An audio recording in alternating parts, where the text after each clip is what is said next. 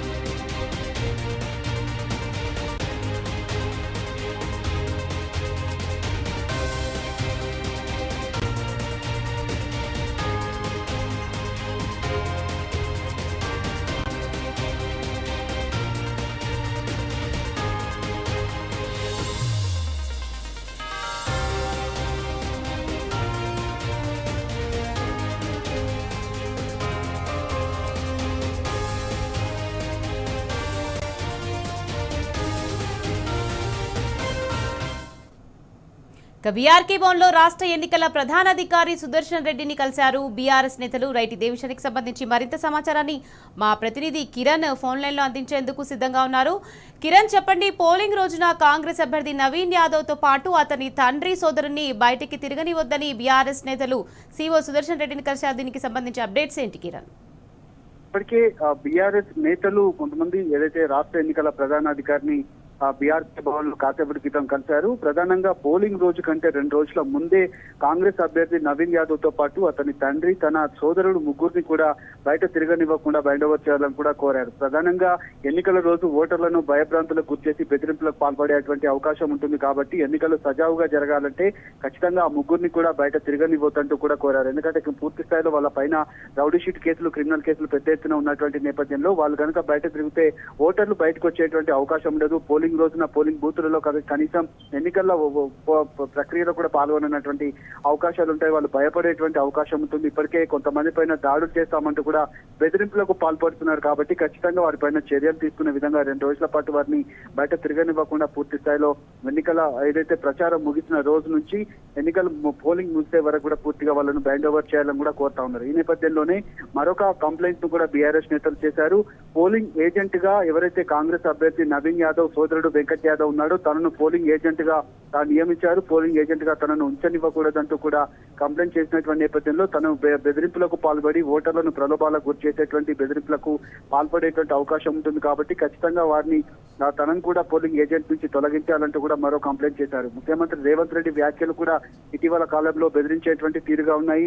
నిరుద్యోగ జేఏసీలను నిన్న కొంతమంది ఇండిపెండెంట్ అభ్యర్థులపైన దాడులు కొనసాగినటువంటి నేపథ్యంలో కాంగ్రెస్ పార్టీ పూర్తిగా ఎన్నికల కోడ్ను ఉల్లంఘిస్తుంది, ఎక్కడికక్కడ ఇబ్బందులకు గురి చేస్తూ ఉన్నటువంటి వాళ్ళ పైన దాడులు చేస్తున్నట్టు కూడా చెప్పారు.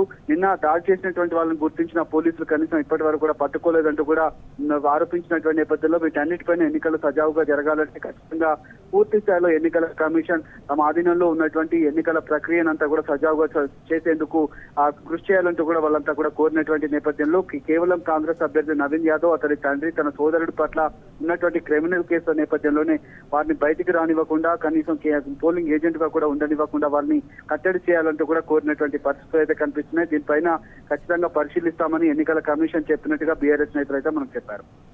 Right, thank you Kiran.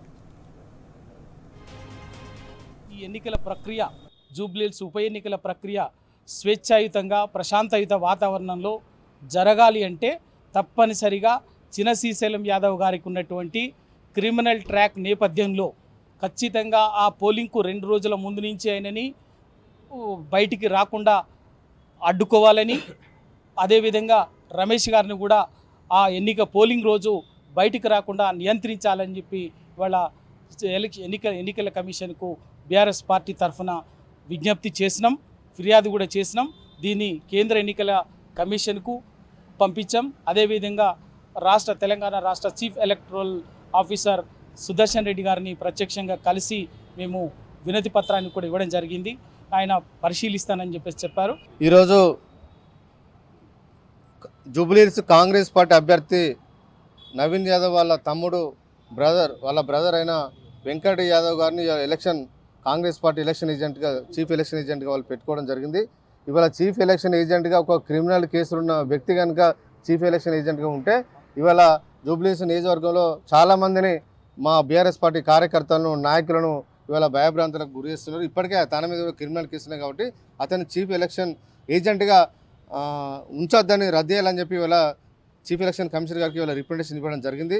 ఎందుకంటే ప్రజాస్వామ్యబద్ధంగా ఎలక్షన్ నిర్వహించాలంటే, ఫేర్గా ఎలక్షన్ నిర్వహించాలంటే ఇలాంటి క్రిమినల్ కేసున్న వ్యక్తి ఎలక్షన్ చీఫ్ ఏజెంట్గా ఉంటే పోలింగ్ బూత్లో భయపడే అవకాశం ఉంటే, అదేవిధంగా ఓటర్లు కూడా భయపడే అవకాశం ఉంటాయి. కాబట్టి ఇలాంటి వాళ్ళని అనుమతించొద్దని చెప్పి ఇవాళ మేము ఫిర్యాదు చేసినాం.